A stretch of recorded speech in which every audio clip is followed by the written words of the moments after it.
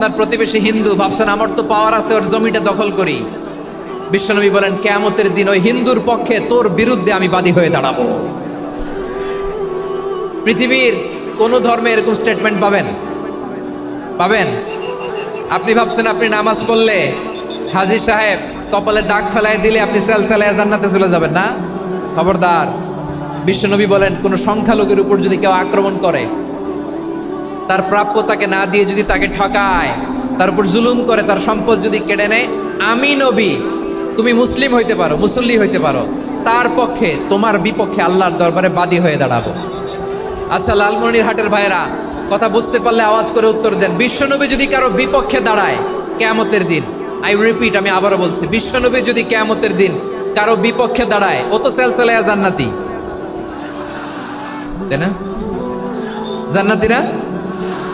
যে নবীর সুপারিশ ছাড়া জান্নাতের গেটও দেখা যাবে না, ওই নবী যদি বলে তোর বিপক্ষে আমি বাদী হয়ে দাঁড়াবো, ওই জান্নাতে আর ঢোকার কোনো সুযোগ আমাদের থাকবে?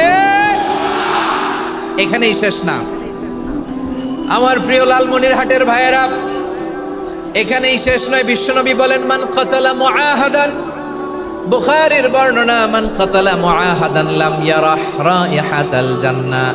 কেউ যদি, কোনো মুসলিম যদি অন্যায়ভাবে কোনো সংখ্যালঘুকে হত্যা করে, কোনো হিন্দুকে হত্যা করে, কোনো বৌদ্ধরে হত্যা করে, অন্যায়ভাবে কোনো মুসলিম যদি কোনো সংখ্যালঘুরে হত্যা করে, জান্নাতে যাওয়া তো দূরের কথা, ওই মুসলিম জান্নাতের ঘ্রাণও পাবে না।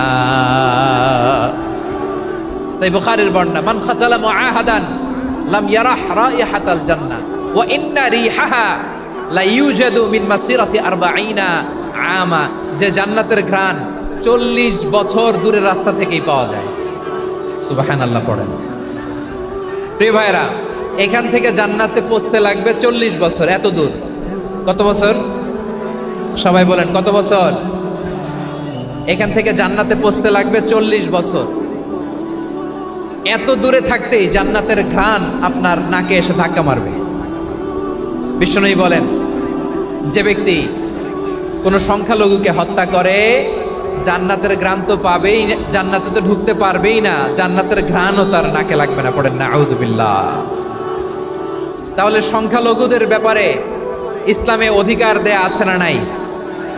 লালমনিরহাটের ভাইয়ের আওয়াজ করে বলেন, আমার সংখ্যালঘু হিন্দু ভাইদের রাইটস, অধিকার আমাদের ইসলামে প্রোটেক্টেড আছে না নাই?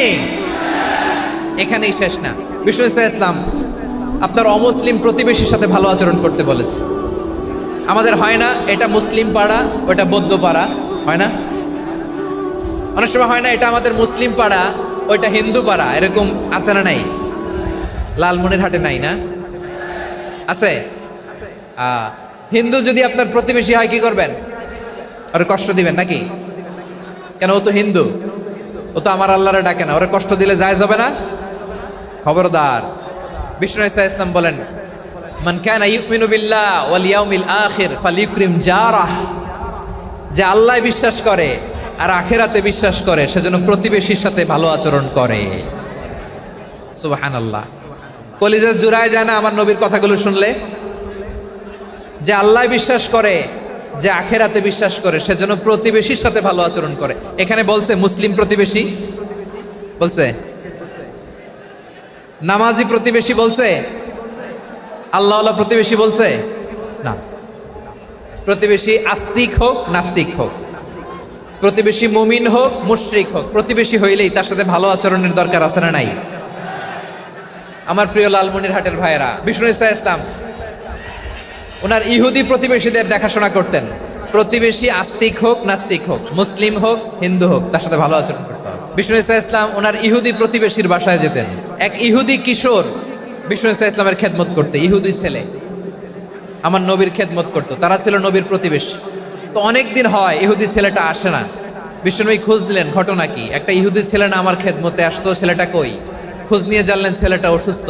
বিষ্ণু ইসলাম ওই ইহুদির বাড়িতে চলে গেলেন ওই ছেলেটাকে দেখা করার জন্য, ভিজিট করার জন্য। সুবহানাল্লাহ পড়বেন না? গেলেন, যে দেখে ইহুদি ছেলেটা মুমূর্ষ, জান জান যায় যায় ভাব, বিছানায় পড়ে আছে, তার বাবা দাঁড়ানো। বিশ্বনবী তার মাথার পাশে বসলেন, মাথায় হাত বুলিয়ে দিলেন, আর ছেলেটাকে বললেন আসলিম, হে ইহুদি ছেলে আসলিম, ইসলাম ধর্ম গ্রহণ করো। তো ছোট্ট ছেলে ভাবে আমরা ইহুদি, এখন ইসলাম ধর্ম গ্রহণ করলে আব্বা যদি বকা দেয়, ফানাযারা ইলা ওয়াজহি আবি, ছেলেটা তার বাবার চেহারার দিকে তাকালো, দেখি আব্বা কি কয়। আব্বা যদি বলে তাইলে ইসলাম ধর্ম গ্রহণ করবে। ইহুদি ছেলেটা তার বাবার দিকে যখন তাকালো, ওর বাবা বলে আতি আবুল কাসিম, আবুল কাসিম যা বলে তাই করো। আবুল কাসিম হচ্ছে বিষ্ণু ইসলামের একটা কুনিয়াত, উপনাম। আমার রাসূলের বড় ছেলের নাম ছিল কাসেম। যেমন দেখবেন আমাদের এলাকায় কারো বড় ছেলের নাম যদি হয় আব্দুল্লাহ, এরা আব্দুল্লাহর বাপ বলে ডাকে। কারো বড় মেয়ের নাম যদি হয় ফাতেমা, এরা কি ডাকে? ফাতেমার বাপ বলে না? তো বিষ্ণু ইসলামের বড় ছেলের নাম ছিল কাসেম। ইহুদি বাবা বলল আতি আবুল কাসেম, আবুল কাসেম যা বলে তাই শোনো, মানে মোহাম্মদ যা বলে তাই শোনো। এই কথা শুনে ছেলে সাহস পাইছে, ছেলে আবার পড়তে আরম্ভ করলো আশহাদু আল্লাহ ইলাহা ইল্লাল্লাহ ও আশহাদু আন্না মুহাম্মাদার রাসূলুল্লাহ, পড়েন আল্লাহু আকবার। বিশ্বনবীর আহ্বান শুনে ওই আহ্বানে সাড়া দিয়ে ইহুদি ছেলে শাহাদা পড়ে মুসলমান হয়ে গেল। তার হৃদয়টারে ঈমানের নূর দিয়ে আলোকিত করে দিল কে?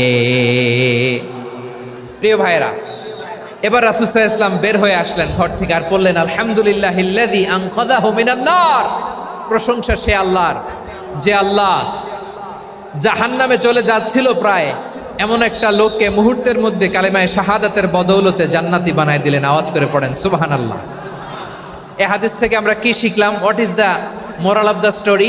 এক নম্বর স্টোরি হলো, প্রতিবেশী ইহুদি হোক হিন্দু হোক, যাবেন, সুসম্পর্ক রাখবেন, উপহার দিবেন, বিপদে পাশে দাঁড়াবেন, তাইলেই তো আপনাদের প্রতি, মুসলমানদের প্রতি তারা আকৃষ্ট হবে, ঠিক কিনা বলেন? আপনি যদি হিন্দুদের সাথে বৌদ্ধদের সাথে নাই মিশেন, নাস্তিকের কাছে নাই যান, তো ইসলামের সৌন্দর্যটা ওরা বুঝবে কেমনে? আমার অনেক হিন্দু পরিচিত ভাই আছে, ওরা আমাদের ইফতারির প্রোগ্রামে এসে একসাথে ইফতারি করে।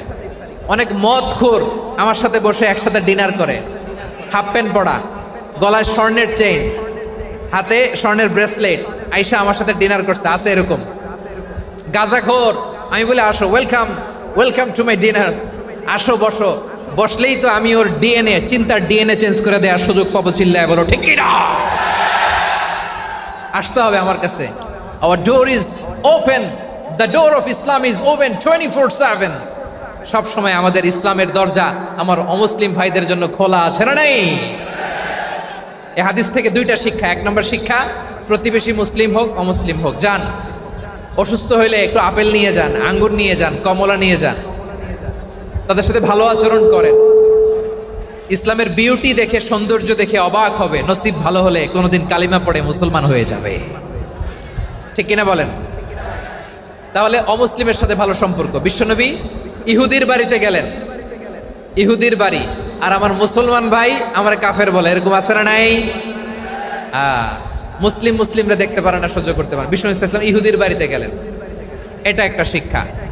আরেকটা শিক্ষা হলো, আমার প্রতিবেশী যেই ধর্মের হোক আমি সম্পর্ক রাখবো। অসুস্থ হলে যাব, কি বলেন ভাইরা? যাবেন না? যাবেন না আপনারা?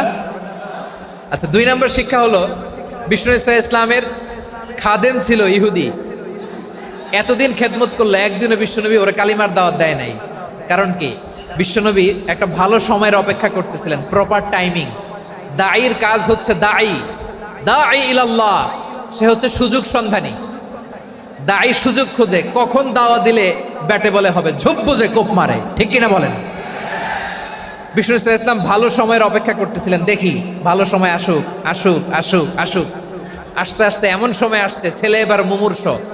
অসুস্থ ব্যক্তির হৃদয় অত্যন্ত নরম থাকে, হসপিটালে যখন কেউ যায় তার হৃদয়টা বড্ড নরম থাকে, মৃত্যুর ভয়ে তার অন্তরটা নরম থাকে, ঠিক কিনা বলেন? এই প্রপার টাইমিং এর অপেক্ষা করতেছিলেন। যখনই টাইমিং পেয়েছেন দাওয়াত দিলেন, পড়ো লা ইলাহা ইল্লাল্লাহ, সুবহানাল্লাহ পড়েন সবাই। তাহলে ইসলাম অমুসলিম প্রতিবেশীর সাথে ভালো আচরণ করতে বলে।